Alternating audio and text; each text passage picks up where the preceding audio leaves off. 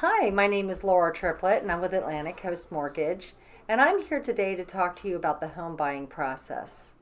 When you're applying for a home loan, it's very important to be very descriptive up front about your financial picture.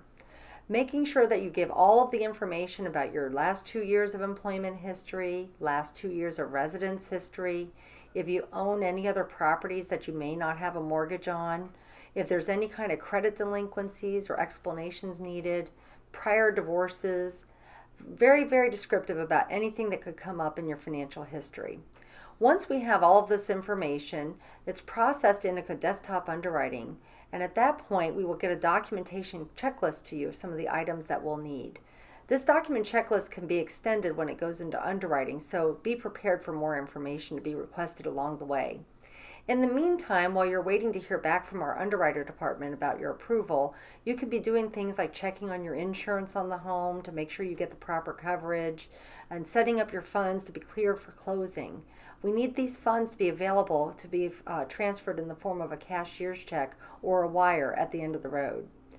At the end of the road, when we're getting ready to get that underwriting approval, at that point we should have the appraisal back in. That appraisal will give us the value of the home and whether or not any repair conditions are necessary.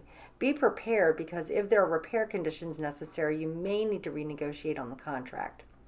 And last but not least, we check for title. We want to make sure that you're getting a clear title to the property and that there's no encumbrances. So in this case, we may find that there are things like private road maintenance agreements or other mechanics liens that may be recorded on the property. But once we get that clear title and you're clear to close, you'll be signing a closing disclosure. This closing disclosure must be signed at least 3 business days prior to closing. Hopefully you will have signed up with an electronic closing document so that you can sign these documents electronically versus trying to find a printer and print and faxing it back to us. And once we get to the closing day and you've got those guaranteed funds in hand, you'll go to that closing. Make sure that you bring your ID, be prepared for your walkthrough with your realtor, and be prepared for those keys in your hand. Thanks so much and have a great day.